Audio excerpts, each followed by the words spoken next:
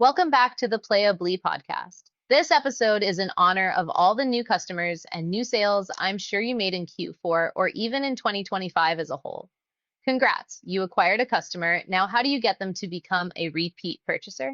Everyone obsesses over getting that first customer through the door, but here's a mind-blowing stat. Increasing repeat purchases by just 5% can boost profits up to 95%. The secret to e-commerce isn't that first sale. It's getting customers to come back for more. Those numbers are fascinating. But why do so many brands pour all their resources into new customer acquisition instead? Well, it's this fascinating psychological puzzle. Most brands get caught up in the endless cycle of customer acquisition costs and fancy ad campaigns, but here's what they're missing. None of that matters if you can't get customers to return. I've noticed that pattern in my own shopping. My inbox is flooded with first-time purchase offers, but after I buy something, it's like the brand just disappears. Exactly, and here's where it gets really interesting. Multiple studies show that second purchase customers are 2 to 3 times more likely to become high-value buyers. That's where true loyalty begins, where margins improve, and where paid advertising actually becomes sustainable.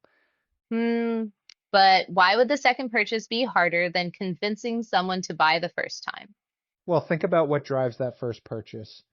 You've got discounts creating urgency, novelty factor, targeted ads like social proof. But here's the crucial thing. None of these factors actually create memory, identity, or habit. So you're saying our brains process these first-time purchases differently? Exactly. Behavioral economics shows that our brains treat discounted first purchases as simple transactions, not commitments. Without emotional reinforcement, we don't encode the brand strongly in our memory. It's like what we see in gaming data. If a user doesn't actively participate, their recall just vanishes. Oh, wow. So what typically happens after that first purchase? Where do brands drop the ball? So from countless conversations with brands, we see the same patterns. They might have email flows, but they feel generic. They might have loyalty programs, but they feel abstract. The brand essentially goes quiet after delivery, and there's no compelling reason to return. That makes so much sense. But what about all these points programs and loyalty tiers? Aren't they supposed to solve this problem? Well, here's why they often fall short. Points programs, VIP tiers, subscription discounts, they all exist, but brand operators consistently admit they only work for their most motivated customers. Points represent delayed gratification, and discounts just train price sensitivity. So what's the solution then? How do you actually create that emotional connection? This is where it gets fascinating. The second purchase is fundamentally a memory problem, not a pricing problem. Memory formation requires 3 key elements: participation, anticipation, and consequence. Research shows that any physical interaction increases long-term recall dramatically. Could you give some real world examples of how brands might create that kind of engagement?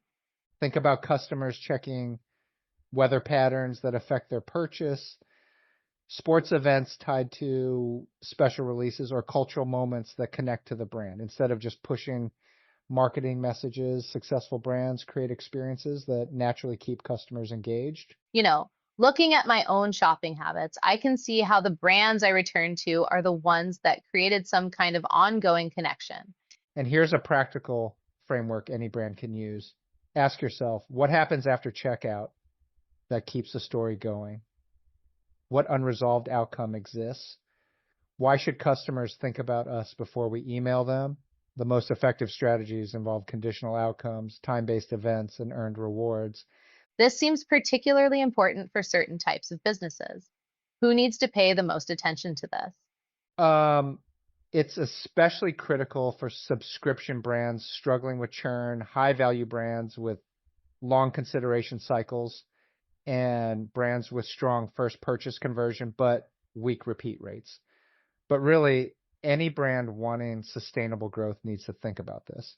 This whole conversation has completely changed how I think about customer retention. It's not just about tools or tactics. And that's the powerful closing insight. The second purchase doesn't happen because you reminded someone. It happens because they never stopped thinking about you. Remember, acquisition creates customers, but the second purchase, that's what creates lasting relationships and sustainable growth.